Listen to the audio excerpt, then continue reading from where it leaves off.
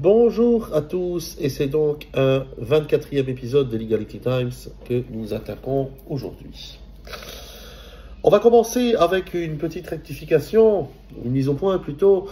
J'avais parlé décidément, le sujet des squats et des locations touristiques a beaucoup de succès ici. Je vous avais parlé de ce qui se passait au Pays Basque, et notamment à Hendaye.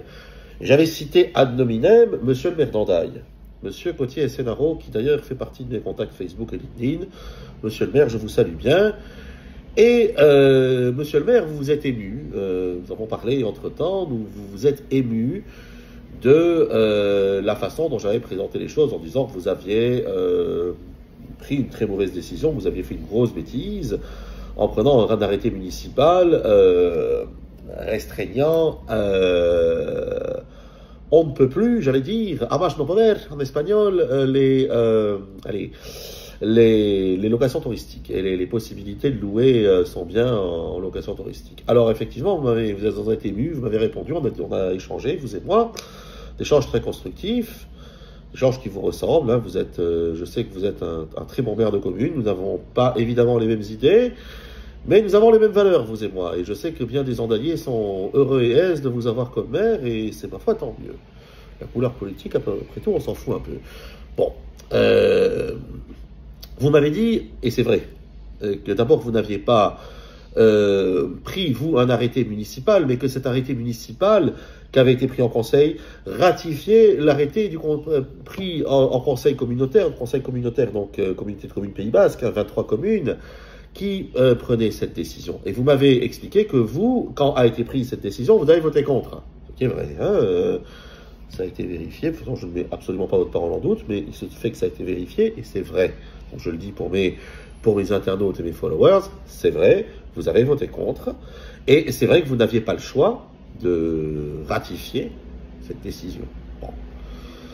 Mais tout de même, monsieur le maire, quand je vous demande quelle heure il est, il ne faut pas me répondre chaussette bleue. Hein. C'est-à-dire que vous n'étiez pas d'accord. Moi, ici au cabinet, quand on n'est pas d'accord, on fait un recours. On forme un recours. D'accord. Et il était possible de former un recours devant le tribunal administratif de Pau. Recours pour excès de pouvoir. Alors là, en l'occurrence, c'était plutôt un recours recours pour excès de pouvoir, oui. Un contrôle d'adéquation. Vous demandez au juge de pousser son contrôle au maximum. Il y a un contrôle d'adéquation, et ça vous était possible. En tant qu'administré, tout simplement. En tant qu'édile, mais tout simplement en tant qu'administré d'une commune faisant partie de la communauté de communes Pays Basque. Vous et tous ceux du conseil municipal et de l'opposition, parce que je sais aussi qu'il y avait des gens dans l'opposition qui n'étaient pas d'accord. Ah ben pourquoi vous ne l'avez pas fait?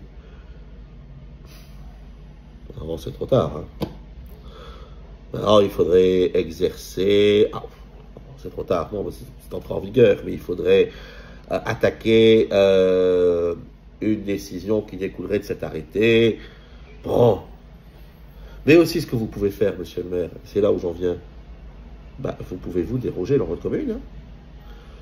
Vous avez un maire a de très larges prérogatives, de très larges prérogatives sur sa commune, je ne vais pas vous l'apprendre. Il a même toutes les prérogatives. Bah, faites-le. Et après, ben, si vous vous êtes attaqué au tribunal administratif par la communauté de communes, ben, on se défendra. N'ayez pas peur. Non, je ne vous traite pas de quoi que ce soit, hein, ni de peureux, ni de quoi que ce soit, mais n'ayez pas peur, faites-le. Vous êtes un homme courageux, monsieur le maire. Ben, faites-le. Voilà. Bon, fermeture de parenthèse. Monsieur le maire d'Hendaye donne beaucoup à sa commune, c'est vrai. Ah bah c'est pas toujours assez. Il donne beaucoup assez. C'est vrai qu'il s'investit beaucoup, mais c'est pas toujours assez, la preuve. Mais dans ces cas-là, il faut analyser, il faut critiquer, il faut s'autocritiquer. On remet tout à plat et on remet l'ouvrage 100 fois sur le métier. Bon, on attaque le vif du sujet. En Espagne, où est-ce que je peux mettre ma résidence principale? Alors là, c'est un sujet qui va s'adresser aux nouveaux arrivants qui vont qui vont tout plaquer pour venir dans ce beau pays plein de soleil, n'est-ce pas? Aujourd'hui, il fait brumeux.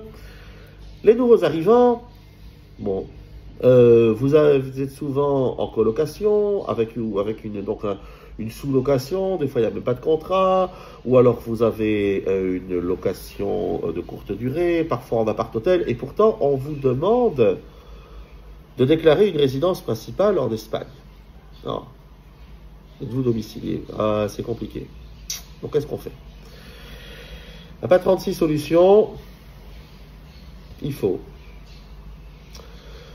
soit vous faire héberger, c'est-à-dire demander soit si vous êtes dans une colocation ou louez une piole ou n'importe quoi, au propriétaire ou au maître de logis, enfin, c'est-à-dire celui qui a le contrat, n'est-ce pas, de bail, une autorisation pour que vous puissiez faire quelque chose qu'on appelle un empadronamiento. L'empadronamiento, en fait, c'est la clé de tout. Empadronamiento, et c'est un certificat d'affiliation à la commune dans laquelle vous résidez. Et c'est ça, en fait, qui va déterminer votre résidence principale. Donc, vous lui demandez autorisation, il n'est pas tenu de le faire. À partir du moment où vous n'avez pas un bail régi par la LAU 29-1994, il n'est pas tenu de le faire. Attention. Voilà. Vous lui demandez et il vous le fera comme faveur s'il est bon prince.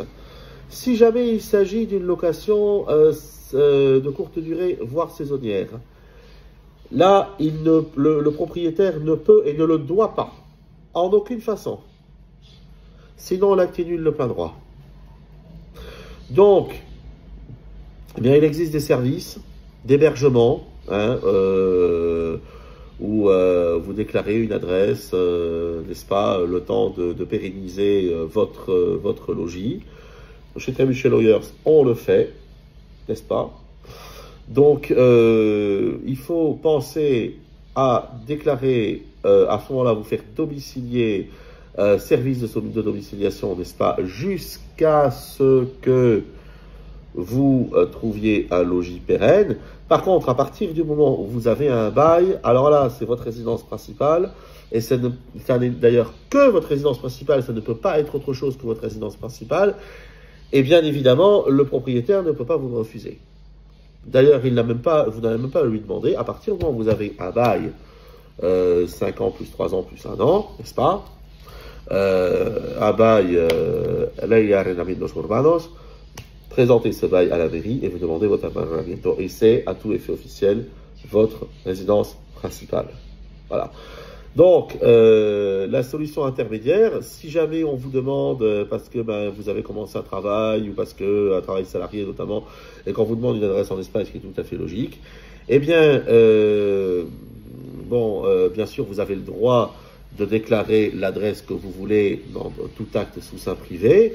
Par contre, si l'administration, c'est-à-dire votre employeur, lui, votre employeur, il n'a pas à vous demander l'empadronamiento ou n'importe quoi. D'ailleurs, c'est souvent suite à l'obtention d'un contrat de travail qu'on obtient, n'est-ce pas, un logis et qu'on obtient, n'est-ce pas, l'empadronamiento. Donc, lui, il n'a pas à vous le demander.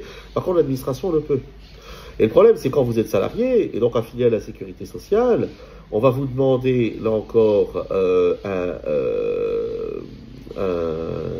un justificatif de domicile, et ce justificatif de domicile, c'est l'empadronamiento. Oui. Donc, je